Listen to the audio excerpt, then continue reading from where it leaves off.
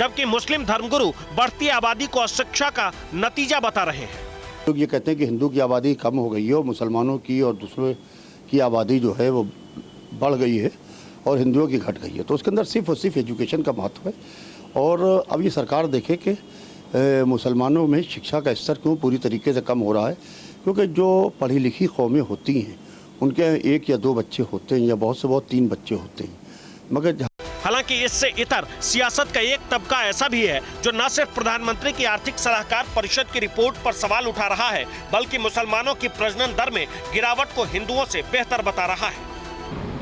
1992 to 2019, the fertility among Muslims came down from 4.4 to 2.4.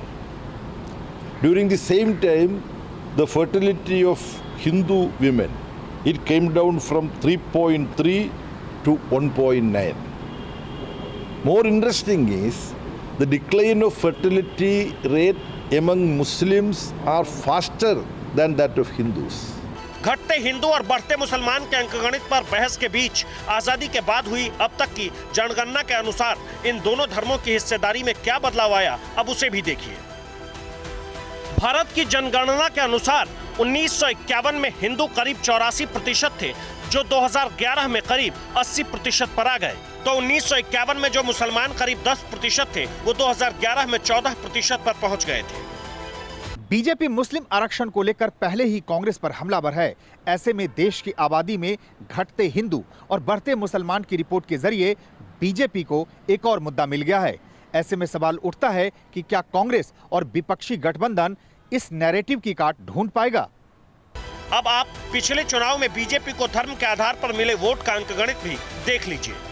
2019 में BJP को हिंदुओं के 49% वोट मिले तो मुसलमानों के सिर्फ 8%। आमतौर पर ट्रेंड ये रहा है कि मुस्लिम वोट बीजेपी के खिलाफ जाते हैं। ऐसे में अगर प्रधानमंत्री की आर्थिक सलाहकार परिषद की रिपोर्ट का बाकी के 4 चरणों के चुनाव पर असर हुआ तो फिर बहुसंख्यक वोटों का ध्रुवीकरण हो सकता है।